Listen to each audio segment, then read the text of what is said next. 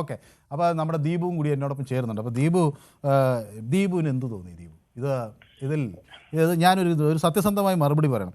ഇത് വളരെ നിഷ്കളങ്കമായ ഒരു സംഭവമാണ്. SDPIക്കാർ അവിടെ വന്നതും ഈ സ്കൂൾ 2 ദിവസം അടച്ചിടേണ്ടി വന്നതും എന്ന് ദീപുവിന് തോന്നുന്നുണ്ടോ? ഇത് കേരളത്തിൻ്റെ ഒരു ഒരു ഒരു വിദ്യാഭ്യാസ മേഖലയിൽ ഇതുപോലുള്ള പ്രശ്നങ്ങൾ തുടരെ വരുന്നത് അത് വെറും ആകസ്മികമായ ഒരു സംഭവമാണോ? അത് ഏതെങ്കിലും ന്യൂനപക്ഷ വിഭാഗത്തിൻ്റെ അവകാശങ്ങൾക്ക് മേലെയുള്ളൊരു കടന്നുകയറ്റമാണോ? അതോ ഇതിനപ്പുറത്തേക്കുള്ള താല്പര്യങ്ങൾ, മതശാഠ്യങ്ങൾ പുലർത്തുന്നുണ്ടോ? ഇല്ല, ഇവിടെ SDPI ആയാലും കാസ ആയാലും RSS ആയാലും ഇവരൊക്കെ കൊണ്ടുവരുന്ന കാര്യങ്ങളെ കുറിച്ച് നമ്മൾ വ്യക്തമായ കേരളത്തിന്റെ പൊതുബോധത്തിന് തന്നെ, അത് നിയമത്തിന് മാത്രമല്ല പൊതുബോധത്തിന് തന്നെ കൃത്യമായ അജണ്ട മനസ്സിലാക്കാനുള്ള കാര്യങ്ങളും ശേഷിയും ഉണ്ട് എന്നതാണ് ഞാൻ കാണുന്നത്. ഈ SDPI എന്ന് പറഞ്ഞുകൊണ്ട് നമ്മൾ ഈ വിഷയത്തെ മറ്റൊരു തലത്തിലേക്ക് കൊണ്ടുപോയി ഇതാക്കേണ്ട കാര്യമില്ല. നോക്കൂ, 2 ന്യൂനപക്ഷങ്ങളാണ്. ഒരു മതന്യൂനപക്ഷമായ ക്രിസ്ത്യൻ മാനേജ്മെന്റ് നടത്തുന്ന സ്കൂളാണ്. അവരാണ് മണിപ്പൂരിൽ വിഷമം അനുഭവിക്കുന്നത്. മറ്റ് ഉത്തരേന്ത്യൻ സംസ്ഥാനങ്ങളിൽ അവർ ഡ്രസ്സ് പോലും ഇടാൻ പറ്റാത്ത രീതിയിൽ അവരുടെ വിശ്വാസം പോലും, ഒരു കുരിശ് പോലും കാണിക്കാൻ പറ്റാത്ത രീതിയിൽ വേട്ടയാടപ്പെടുന്നത് അവരാണ് ഇത് ചെയ്യുന്നത് എന്നുള്ളത് നമ്മൾ ആദ്യത്തെ മനസ്സിലാക്കലാണ് ഞാൻ കാണുന്നത്. ഇവിടെ മന്ത്രി എന്തോ പറഞ്ഞു, മന്ത്രി വരട്ടി, നിങ്ങൾ വരൂ, നിങ്ങൾക്ക് നിങ്ങളുടെ ഇത് പിന്നെ ഇവിടെ അല്ലേ രജിസ്റ്റർ ചെയ്യേണ്ടത്, അല്ലെങ്കിൽ നിങ്ങൾക്ക് ലൈസൻസ് കിട്ടേണ്ട, NOC കിട്ടേണ്ടത് എന്ന് പറഞ്ഞ് മന്ത്രി വരട്ടി എന്നാണ് മനു പറയുന്നത്. ഞാൻ ചോദിക്കുന്നത്, മനു എപ്പോഴാണ് മന്ത്രി ഇതിനകത്ത് ഇടപെട്ടത്? ഈ വിഷയം ഉണ്ടാകുന്നു, ഈ കുട്ടി അവിടെ വരുന്നു, കുട്ടി യൂണിഫോം ധരിച്ചിട്ടില്ലേ? അവർ പ്രിസ്ക്രൈബ് ചെയ്ത ഡ്രസ്സ് ധരിച്ചിട്ടുണ്ട്. പിന്നെ എന്താ അഡീഷണൽ ആയിട്ട് ചെയ്തത്? മേലിൽ സ്കാർഫ് കെട്ടി. ആ സ്കാർഫ് കെട്ടുന്നതിനകത്ത് അവർക്ക് ഇപ്പൊ ക്രിസ്ത്യൻ മാനേജ്മെന്റുകൾ അങ്ങനെ അതിൽ ദീപ് വിട്ടുപോയൊരു കാര്യമുണ്ട്. ദീപ് വളരെ മറന്നുപോയൊരു കാര്യമുണ്ട്. ഇങ്ങനെ ഒരു വിഷയം അവിടെ ഉണ്ടാകുമ്പോൾ എല്ലാ മന്ത്രി ഇടപെടുന്നത് സ്കൂൾ അടച്ചിടുകയാണ്. അല്ല, അത് പറയൂ, ഞാൻ പറയുന്നത് അതാണ് നമ്മൾ സൗകര്യപൂർവ്വം മറന്നു പോകുന്നത്. ഒരു കുട്ടി ഹിജാബ് ധരിച്ചു വന്നു എന്നതല്ല അവിടുത്തെ പ്രശ്നം. ആ കുട്ടിക്ക് തോന്നി എന്നാൽ ഞാൻ ഇന്ന് തൊട്ട് ഹിജാബ് ധരിക്കണം, എന്റെ മതം അങ്ങനെയാണ് അനുശാസിക്കുന്നത് എന്ന് തോന്നി അങ്ങനെ വന്നത് ആണെങ്കിൽ നമ്മളെ പ്രശ്നമൊക്കെ നമുക്ക് മനസ്സിലാക്കാവുന്നതേ ഉള്ളൂ. ഇത് അതല്ല, ഇത് അടുത്ത ദിവസം തൊട്ട് ആള് വരികയാണ്. ശരി, ഞാൻ പറയട്ടെ, ഞാൻ പറയുന്നത് മുഴുവനായിട്ട് കേൾക്കൂ. അതിനു മുമ്പേ ഞാൻ പറയുന്നത് എന്താണെന്ന് അനുഗ്രഹിക്കുന്നത്. അതുകൊണ്ടാണ് മന്ത്രി ഇടപെടേണ്ടി വരുന്നത്.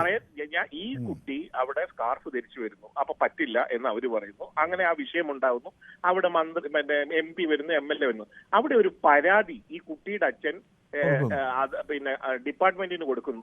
ആ പരാതിയുടെ അടിസ്ഥാനത്തിൽ വന്ന റിപ്പോർട്ടിന്റെ അടിസ്ഥാനത്തിലാണ് മന്ത്രി പ്രതികരിച്ചത്. അല്ല, അങ്ങനെയാണെങ്കിൽ ഈ സർക്കാരിനെ ഞാൻ അങ്ങേയറ്റം അഭിനന്ദിക്കുന്നുണ്ട്. കാരണം ഒരു പരാതി അയച്ചാൽ അതിന്റെ അടുത്ത സെക്കൻഡിൽ തന്നെ സംസ്ഥാനത്തെ ഒരു മന്ത്രി അതിൽ പ്രതികരിക്കുകയാണ്. ഇതാണ് ഈ പരാതി വളരെ പ്രധാനപ്പെട്ടതായി കണ്ടു. അങ്ങനെ അത് ഞാൻ വളരെയധികം അംഗീകരിക്കുന്നു. അത് കേരളത്തിൽ നൂറ്റിക്കണക്കിന് പരാതികൾ അയച്ച് കാത്തിരിക്കുന്ന മനുഷ്യർക്കെല്ലാം വലിയ പ്രത്യാശ നൽകുന്ന ഒന്ന് തന്നെയാണ്. അങ്ങനെ പ്രതീക്ഷിക്കുകയാണ്. ഇത് ആയിരക്കണക്കിന് ആളുകൾ പരാതി അയച്ച് കാത്തിരിക്കുന്ന ഒരു സംസ്ഥാനത്ത് മന്ത്രി ഈ പരാതിക്ക് പിറ്റേ ദിവസം തന്നെ നടപടിയെടുത്തു എന്ന് പറഞ്ഞ് പ്രതികരണവുമായി വന്നു എന്ന് പറയുന്നത് സന്തോഷം തന്നെ. അങ്ങനെ അതിനെ കൊണ്ടുപോകണ്ട. ഞാൻ പറയുന്നത് മുഴുവനൊന്ന് കേൾക്കാൻ പറ്റുമെങ്കിൽ കേൾക്കും, ഇല്ലെങ്കിൽ ഞാൻ പറയുന്നില്ല. ഈ മന്ത്രി ഈ ഡിഡിയുടെ ഈ വിഷയത്തില് പിന്നെ അനുബന്ധിച്ച് മാധ്യമങ്ങളിൽ ചർച്ച വന്നില്ലേ? കേരളത്തിൽ മുഴുവൻ ചർച്ചയാക്കിയില്ലേ? നിങ്ങളുടെ ചാനൽ തന്നെ SDPIക്ക് സ്പേസ് കൊടുത്തുകൊണ്ട് മഞ്ജുഷ് ഗോപാൽ ചർച്ച നടത്തിയില്ലേ? അപ്പൊ അയാളെയും കൊണ്ട് ഇരുത്തിയല്ലേ ചർച്ച നടത്തിയത്? അപ്പം SDPIക്ക് എന്തിനാണ് അവിടെ, SDPI ആരാ അവിടെ എന്ന് ചോദിച്ചുകൊണ്ട് SDPI എന്തിനാ വിളിച്ചിട്ട് ഇരുന്നിരുന്നത്? അത് നിങ്ങളുടെ കാര്യം, അതിനകത്ത് ഞാൻ തർക്കിക്കുന്നില്ല. പക്ഷെ അപ്പോഴും മന്ത്രിയുടെ ലെവലിലാണ് മന്ത്രി സംസാരിച്ചത്. മന്ത്രി അത് സംസാരിക്കുമ്പോൾ ആരാണ് വന്നത്? ഈ പറയുന്ന പിന്നെ അവിടുത്തെ PTA പ്രസിഡന്റ് രാഷ്ട്രീയം എന്താ? അയാൾ മന്ത്രി ഇവിടെ ആരാ? ഇയാളാരാ ഇത് പറയാൻ?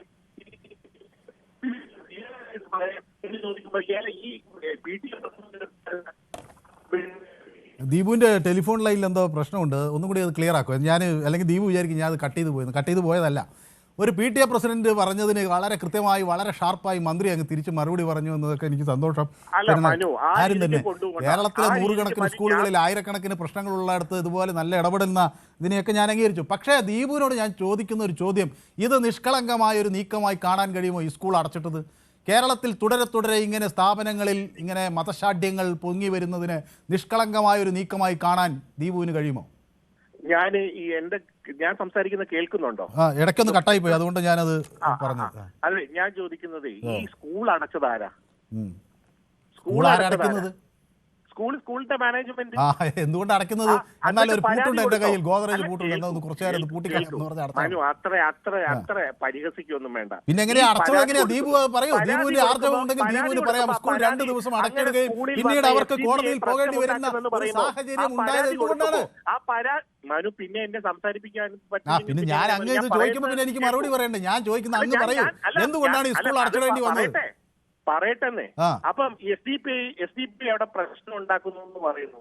അവിടെ പരാതി കൊടുക്കുമ്പോഴല്ലേ പോലീസ് വന്നത്? പരാതി അന്വേഷിക്കുന്നുണ്ടല്ലോ. ഇവിടെ പരാതി അന്വേഷിച്ചില്ല. ഇതാ സ്കൂൾ അടച്ചത് SDPI ആണോ സർക്കാരാണോ? മാനേജ്മെന്റ് അല്ലേ 2 ദിവസം വന്ന് അവിടെ. ഇപ്പൊ പോലീസ് അവിടെ എങ്ങനെയാണ് തുറന്ന് പ്രവർത്തിക്കുന്നത്? പോലീസിന് കോടതി ഉത്തരവ് കൊടുത്തു, പോലീസിന് സെക്യൂരിറ്റി കൊടുക്കണമെന്ന്. കോടതി ഉത്തരവ് കൊടുത്തെങ്കിൽ പോലീസിലെ സംരക്ഷണം കൊടുക്കുന്നത് അത് ഈ സർക്കാരിന്റെ ഭാഗമല്ലേ?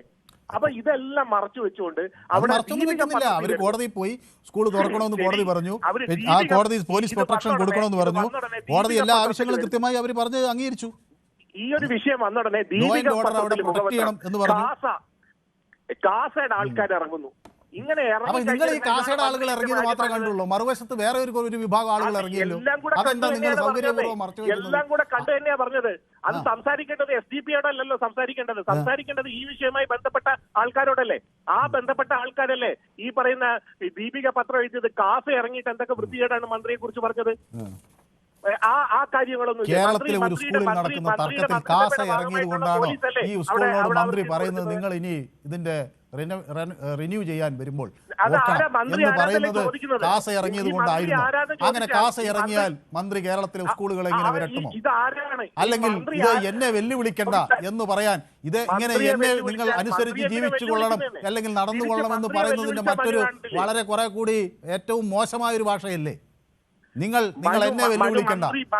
അങ്ങനെയാണോ ഒരു മന്ത്രി, കേരളത്തിലെ വിദ്യാഭ്യാസ മന്ത്രി പ്രതികരിക്കുക? എനിക്ക് തോന്നുന്നില്ല കേരളത്തിലെ ഒരു മന്ത്രി ഇങ്ങനെ പ്രതികരിക്കുമെന്ന് എനിക്ക് തോന്നുന്നില്ല. കേരളത്തിലെ ഒരു മന്ത്രിയും ഇതുപോലെ ഒരു വിഷയത്തിൽ ഇങ്ങനെ പ്രതികരിച്ചതായേ ഞാൻ കണ്ടിട്ടില്ല. എനിക്കിവിടെ നമ്മളിപ്പോ ഈ വീണ ജോർജിന്റെ കാര്യമൊക്കെ തർക്കിച്ചില്ല. വീണയൊക്കെ എത്ര മാന്യമായിട്ടാണ് നമ്മളോട് ആളുകളോട് സംസാരിക്കുന്നത്. ഇതെന്ത് ഭാഷയാണ് ഈ മന്ത്രിയുടെ? മന്ത്രിയുടെ ഭാഷ എന്ന് പറഞ്ഞാൽ തിരിച്ച് മന്ത്രിയിൽ ഇങ്ങോട്ടേക്ക് സംസാരിക്കുന്നു. ഈ മന്ത്രി ആരാ ഇതൊക്കെ പറയാൻ? സമയം അവസാനിച്ചതുകൊണ്ടാണ് അങ്ങേക്ക് പറയാനുള്ളത് കൃത്യമാണ് എന്ന് പിന്നെ എനിക്ക് വ്യക്തമാകുന്നു. അപ്പോൾ ടീം അച്ചാർ കട പറയുന്നു മനു മതി കഥയാക്കാൻ. ഓക്കെ, സജീവ് കോഴിക്കോട്. സജീവ് വരങ്ങ് ചുരുങ്ങിയ വാക്കുകൾ, നമ്മുടെ സമയം അവസാനിച്ചുകൊണ്ടാണ് ഞങ്ങൾ ലൈനിൽ വെയിറ്റ് ചെയ്യുന്നത് കൊണ്ട് കൂടിയാണ്.